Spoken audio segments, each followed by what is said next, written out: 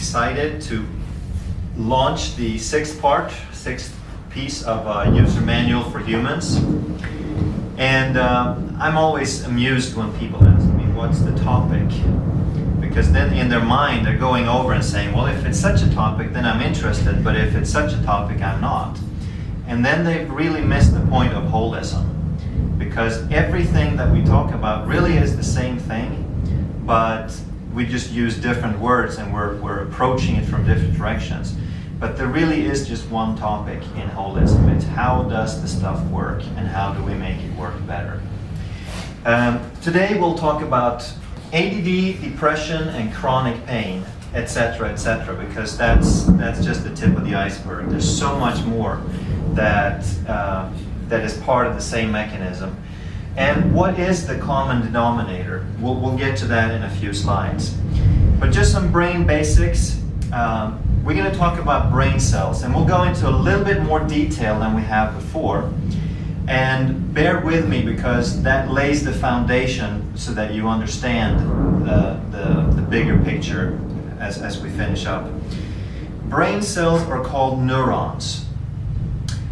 They make up 2% of your body mass, but they use 20% of your energy.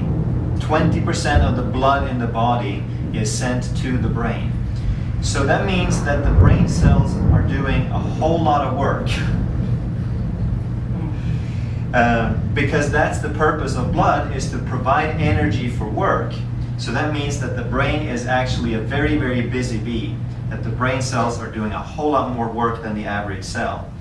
And what is the work that they do? They process electrical signals. That's what they do. And we're going to call that, we're going to put a unit on it, millivolts. It's a current of electricity, and we'll talk about that in a bit. So there's a few concepts we'll cover. They're resting membrane potential, summation, and inhibition and facilitation. We'll get to that. So don't get scared by the fancy words. Some more brain basics. At birth, the brain weighs about 340 grams. That's 12 ounces. And the adult brain weighs about 1,450 grams or 3 pounds. So from birth to adulthood, the brain increases in weight 4 times. And yet, both have about 100 billion neurons. They have the same number of brain cells at birth as we do as adults. So what's the difference? Well, you're born with all the neurons, but then as you start learning, as you start behaving, as you start interacting with your environment, those neurons are trying out your environment by trial and error, making synapses. They're sending out little connections, and as they make more and more connections, you start making neural networks. And the difference in weight is the synapses. Okay? Each brain cell makes, that's on the next slide, each neuron makes about 4,000 to 10,000 connections. And all of those connections, all those wires, is what makes the difference in the weight. So when people talk about gray matter, they're talking about the brain cell itself. And when they're talking about white matter, they're talking about a white insulation that covers those threads, those wires. Because we're dealing with electrical circuitry, so we want to make sure that we have good insulation. And that's what the white matter is. So, if you think about this now, every skill that you have, every habit that you have, and everything that you will ever learn or forget is a network of synapses. So as you learn, you make new synapses. As a skill falls out of favor, as you stop doing something, you just simply stop reinforcing those synapses, and if you don't use them, you lose them. But as you acquire new skills, it's through making new synapses. And these connections are ever changing. Throughout your life, they're always changing. You can be 90 years old and you can still learn new things. That's because you can still make new synapses. Your brain can change regardless of your age, and it does this at any age. Next, resting membrane potential. So here we have to understand something about brain cells. This is an inherent property in brain cells that over on the left side of the scale it says 50 and 60. Those are millivolts. So let's say that the membrane potential, the difference in charge between inside and outside of the cell, is 50 millivolts, just like a battery. And if you get to 55, nothing will happen. But once you get to 60, hypothetically speaking, I just picked that number, then everything breaks loose all at once. It's an all or nothing response. So that cell has an action potential. All the gates flood open and everything happens all at once. That's the only way you can get a brain cell to react. Before you reach that level of action potential, nothing happens. So this is really, really important to understand. And when you look at the next diagram, number 5, so this looks a bit complicated, but I'll explain it to you. So these are 5 different cells, 5 different brain cells, A, B, C, D, and E in the middle. And they all have different synapses. The little strand that looks like a Y there, that's a synapse. And a synapse can be inhibitive or facilitative. It means it can turn something on, which means it contributes a plus, or it can inhibit something, which means it subtracts. And what does it subtract and add to? The resting membrane potential. Okay? So the activity of a brain cell, the perception of a brain cell, is determined by other brain cells. And remember, we have 100 billion of these, and they each make about 4,000 to 10,000 synapses. So can you see that that can get pretty complex by the time you add a few thousand connections? So let's look at this. We have cell number E. Its resting membrane potential is 50 millivolts. And we know that if something makes it reach 60, then it's going to fire off an action potential. Before it gets to 60, nothing happens. So we have cell A. Cell A is an inhibitory cell. It sends a -6 charge to that cell. So now that cell is at 44. So it's further away from firing. So the responsiveness of cell E has been dampened. We look at cell B, it adds 5. So now we're at a net -1 and we're at 49. So we're still a little bit further away. And then we have cell C, which adds, and we have cell D, which subtracts. And then we have, on the left side, we have an incoming signal, and that represents an incoming signal from the body. So let's say that you stub your toe, and that represents a signal +10. Now, whether this brain cell receives the message is determined by the other brain cells, if the sum total adds up to 60 or not. Make sense? So this is how the brain creates stability, because if a brain cell is really, really close to firing, then just about anything is going to send it off.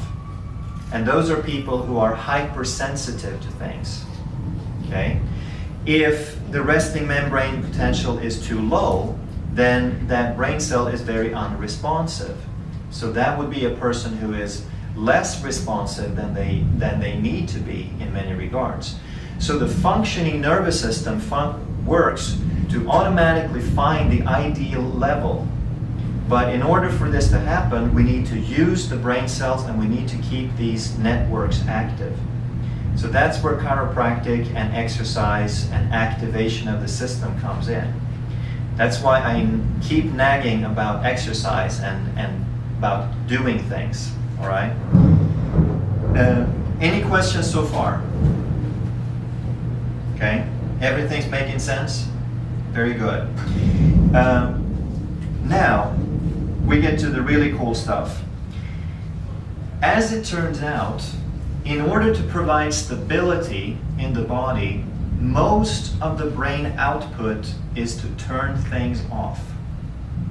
It's inhibitory, because otherwise the system would just kind of run rampant and get out of control. Because brain cells are designed to fire, so we need to kind of keep them in check and develop some balance. Therefore, most brain cells are inhibitory, the vast majority. So what is it that the brain inhibits? And when we talk about brain, we're talking about the cortex. That's the outer portion, the stuff that looks like a walnut. So the four things that it inhibits, and this sounds like mumbo jumbo, and we'll just run through it and we'll get back to it. There's four forms of inhibition. Number one is it inhibits anterior flexor muscles above T6, that's basically the middle of the body, and it turns off, inhibits posterior flexors below T6. Secondly, it inhibits the inhibition, and I'll explain that, of anterior horn cells. 3, it inhibits your IML, that is your stress response. 4th, it inhibits secondary stimuli. Okay, so that just kind of outlines them so you can have them in one place, and we'll cover each of them and why this is some of the coolest stuff that you have ever seen. So the first one, inhibition of anterior flexors and posterior flexors. This is what allows us to be upright, to be biped rather than quadruped. And this is one of the most recent developments in evolution, if you will, that humans have a different brain than four-legged animals. And that brain, the cortex, is more developed, and most of that activity of that cortex actually goes to regulate how we function as two-legged creatures. So here's how it works. If you look at, and this is one of my favorite records, by the way, this is Supertramp. And they have this illustration that I borrowed. So when something is bent forward and the arms are turned in and back, that's a flexor posture. If you think about how babies are born, they are, if you put a baby down, do they lie straight and flat, or do they kind of pull up like a rubber band? Their legs fall out and they pull up. Are their arms really nice and straight, or are their arms kind of pulled in, right? Because they haven't developed these reflexes to inhibit that. And what happens to older people as their brain activity decreases, then they start getting more crooked and going back into this posture again. Okay? So what is inhibition of anterior flexors? It basically means that it's the muscles of the shoulder and arm that in order for them to hang straight and for you to be upright, those need to be turned off. What happens in a stroke, when someone has a physical brain lesion that just kills off a whole bunch of brain cells, so they lose that inhibition, then that shoulder will pull in, the arm will bend, and the hand will flex. This is called a decorticate, means you disconnected the cortex, decorticate posture. And you can look at any sort of report on brain trauma, and you'll see things like that. So we can look at someone's posture, and we can see which part of their brain is weaker. If someone is standing like this and their left hand turns in like that, we know that's the weaker side of their cortex, because it doesn't have the same strength to inhibit those movements. All right? If someone also has a stroke, what you see on the posterior portion is we lose the inhibition of posterior flexors, so their foot is going to turn out and they're going to come stand like this. Okay? So those are the little most subtle things that you can look for. But basically, that inhibition is what determines our ability to be upright and walk around. And this is also why posture is so important, because when you have a stress response, then you're disconnecting the cortex and you're having less inhibition. So what do wrestlers and boxers look like? Okay, they're in a defense mode, so they activate their flexors by turning off that inhibition. So anyone who's threatened is going to look like this. Anyone who's at peace will look like this. So that means when people get really tense, they do this. So that means when you try to relax, when you try to make your brain work better, you can help out by finding a better posture. It works both ways. All right? Next, inhibition of the IML. That's a fancy word, stands for intermediolateral cell column. And that is basically where all of the cell bodies that give rise to the sympathetic nervous system. So those are the actual physical things that give rise to a stress response. And the brain inhibits those cells. So what does that mean? It means that whenever you have a stress response, that's going to kick in automatically to save your life, because you don't have time to think about it. Whenever something surprises you, you go on full alert immediately. But with a high functioning cortex, that can quickly turn off that stress response and balance your body again. The weaker brain will not be able to turn that off so quickly, so that's why a lot of people stay in a stressed state for a longer period of time. That's when we run the math testing here. The people that have the best functioning brain, you do the math and you tell them to relax and they settle right back down. But the better the brain works, the faster you'll turn back off. And if it's not working so well, then that stress response just goes on and on and on. Okay? So there's a reason that we do that stuff. So basically, obviously, this is hugely important, the ability to turn off the stress response, because that's everything we've talked about in previous sessions. All the diseases, your healing response, your digestion, blood pressure, cortisol, all those things. The brain ultimately, the cortex is what turns off that stress response. Okay? It's wired to turn it off, but first the brain has to be strong and functioning. And this is huge. The wording is funny. Inhibition of anterior horn cells. So what does the anterior horn cell do? That's in your spinal cord. There's a place called the anterior horn. And in that anterior horn, that's the cells that send out signals to your muscles that determine muscle tone.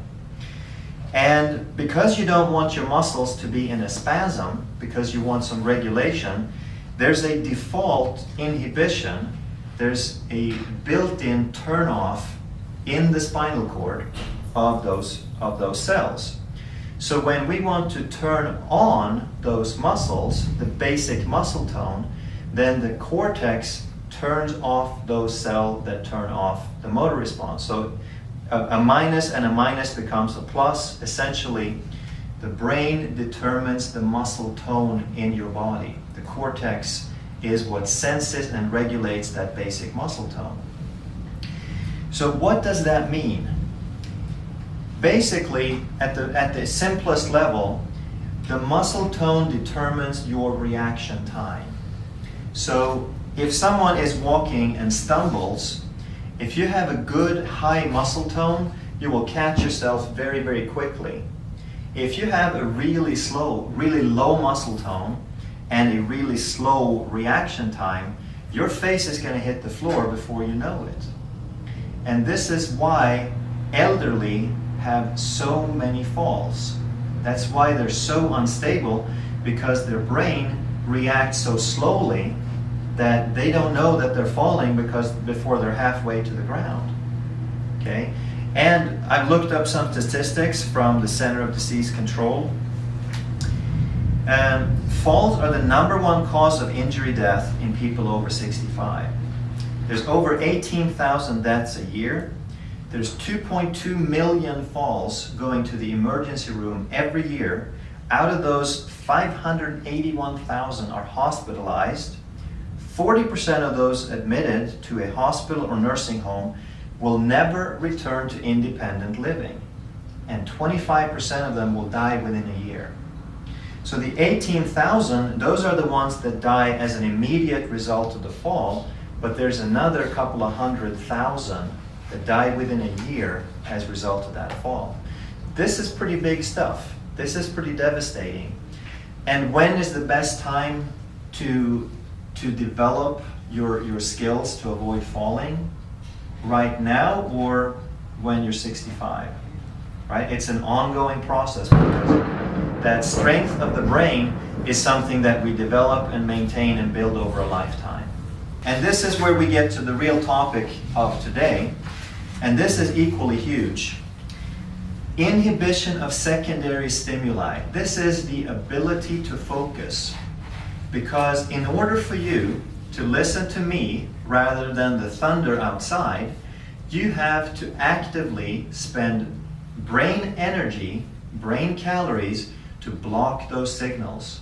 Those signals are hitting your nervous system, but you choose, hopefully, to turn those off and listen to me. And that is the ability to focus. The brain has to turn off secondary stimuli in order for you to do that, because otherwise you could never choose what to focus on. Everything would hit you equally. And that's what happens to people with really bad ADD. They try to listen, and then something happens, and their attention is over here, and then it's over here, and then it's over here, and then it's with their thoughts, and it's out the window, and what am I going to do next? And oh, I'm supposed to be here. The brain does not have that strength to maintain an inhibition of secondary stimuli. And this holds true for everything else that we're going to cover. We'll do this pretty quick here.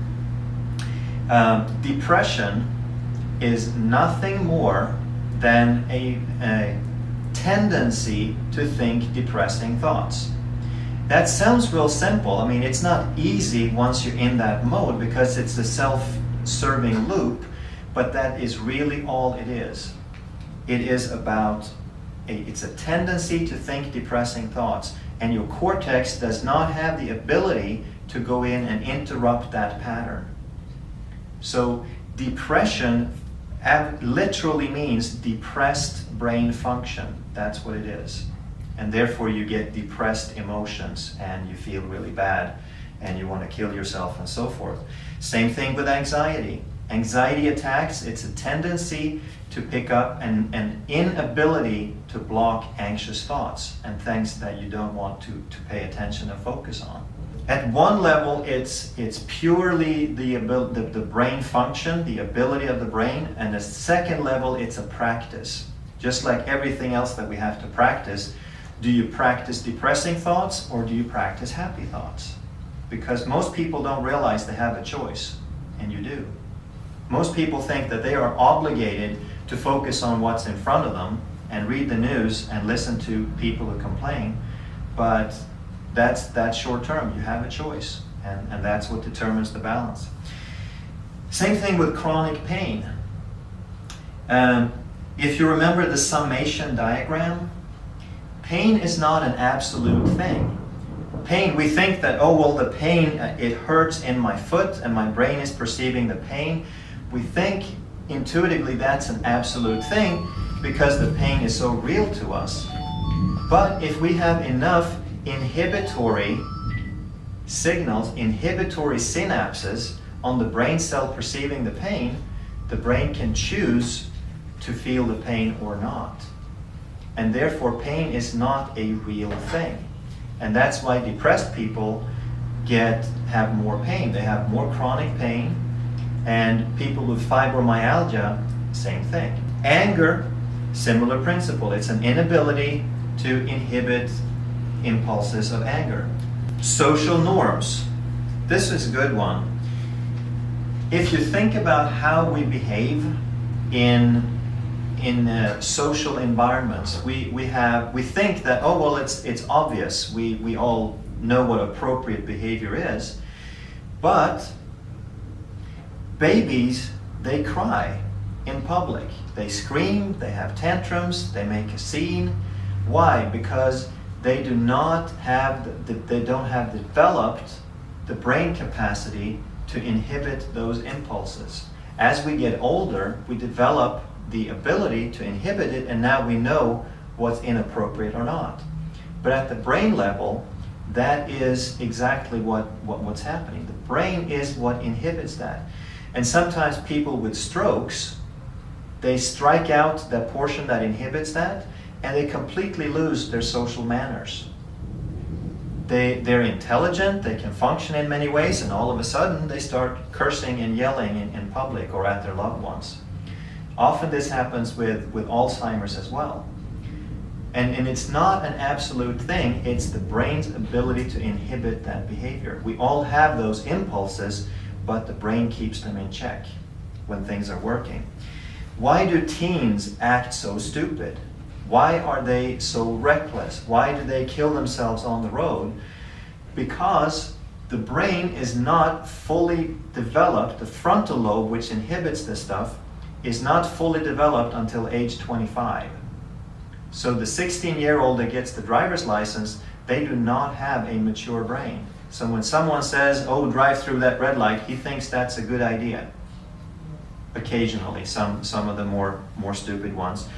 But it's an inability to inhibit that type of behavior. And it's an undeveloped. Sometimes you'll have, I mentioned that with Alzheimer's or strokes, that older people all of a sudden start losing their social manners. They start cursing, they start yelling, they start having outbursts. And their brain is too weak to dampen those impulses. Starting to get the picture? And a lot of what we call aging is nothing more than a gradually degenerating brain that doesn't have the ability to manage and monitor this anymore. So let's just round this off. And again, I appreciate you coming in here. As you see, we haven't talked about back pain. We haven't talked about bone out of place, putting pressure on a nerve. Most people who go to a chiropractor, they look up chiropractor in the phone book or on the internet. They look for those things. But that's not what chiropractic is about. Once you start seeing the bigger picture, the last slide I label it back pain, schmack pain. It's like, in the bigger context, yes, of course, if you suffer back pain, that's important. But that's such a tiny little piece of what this is about. It's about function, it's about life quality, and it's about joy at all ages. So when someone comes in with pain, yes, we want to help them feel better, but the pain is always an indicator of something else that isn't working. And what is it that's not working? If we understand the body properly, we know that the brain regulates everything in the body. So if there's a problem in the body, if there's an imbalance in the body, there's always an imbalance in the brain first. Unless it's an acute trauma that we can identify, everything else starts in the brain first. So when we fix the pain, we make something work better in the brain.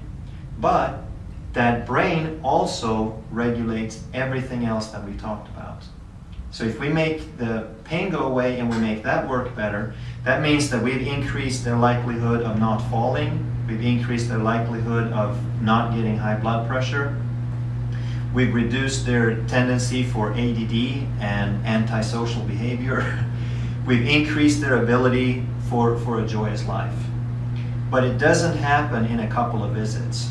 And I know I'm preaching to the choir here, but that's the bigger picture.